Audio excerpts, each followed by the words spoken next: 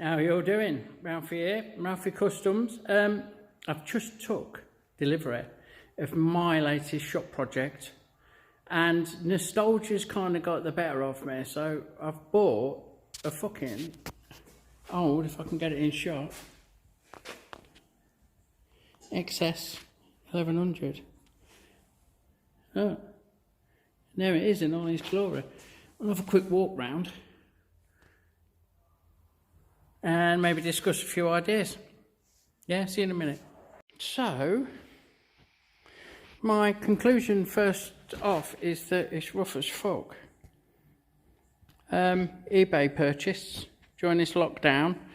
Can't even go and have a look, but I'm not disappointed. It wasn't too expensive, and it is certainly a fucking Yamaha 1100. Yeah, comes with this 4-into-1 that's it's proper fucked. Look, he's a rotted through. So that's a wanker. We can put that on. Maybe use some bits of it, but we'll go for a 4-into-2. I think. This seat that I really don't like, that don't fit, and this tank that's got some quite fucking knobby paintwork, but it looks a bit of a quick bob type thing. But the best thing about it is this fucking filler. Look, there's the little filler cap. You can get on there, sorted.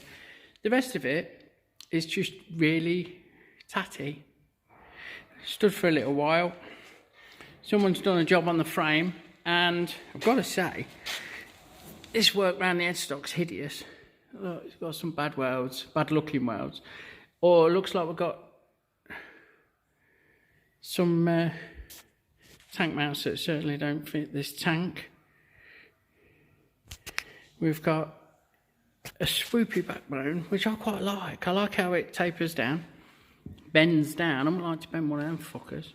And then into these seat rails that end abruptly in a bit of a chopped and boxed off manner with the standard mounts. Through to the shaft drive. Polished, kind of, but well dulled calipers all round. Nice little wide glide kit. Look. See, we've got the disc spacers, hideous front mudguard. Not a bad set of slabba-dabba-doo-dah yokes. So they're well usable.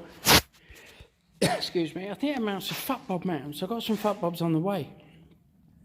So we'll see about that. But, and these light T-bars. So, first impressions, yeah, rough as fuck. Second impressions, good little donor, you know. Nothing on there's too precious to chop up, get rid of or change. Maybe rake it out a little bit. We'll see. Going to fit shorter shockers. We're going to rework the back end of the frame. Might keep that backbone, might not. We're certainly going to chop those gusset plates off, relocate the ignition coils and sort out the work that's been done around there. Going to change handlebars. Maybe put some flats on it, maybe put some mini apes on it. Might fit forward controls. Don't know. I'm looking for something comfortable, practical, but still looks cool as fuck. And obviously we'll get rid of them hideous side panels because we'll make a nice little electrics box or some more tastefully done sleek side panels. Might keep the back mudguard. Certainly won't keep that Lucas style backlight because the crap, the self-destruct and the shine pink, and I don't like how they look. That one's look, it's like rubber mounted or something. Oh, it's just on a bendy bracket. There you go, you know. Bit of a rough old mess in the electrics department, but we've got the igniter, we've got a battery that's going to be fucked, we've got a starter solenoid. Not going to have any indicators. We've even got an Uta. There's an Uta resting in here. I'm not even sure what that is. Something to do with the ballast for the coils. If memory serves me well, I'll get in touch with my electrician mate and have a look, have a word, see what's what. No speedo. No twist grip, throttle, but we'll get rid of all that. We'll get rid of this switch gear. So yeah, we'll get rid of these. Clean the handlebars up, not that I'm going to use these handlebars.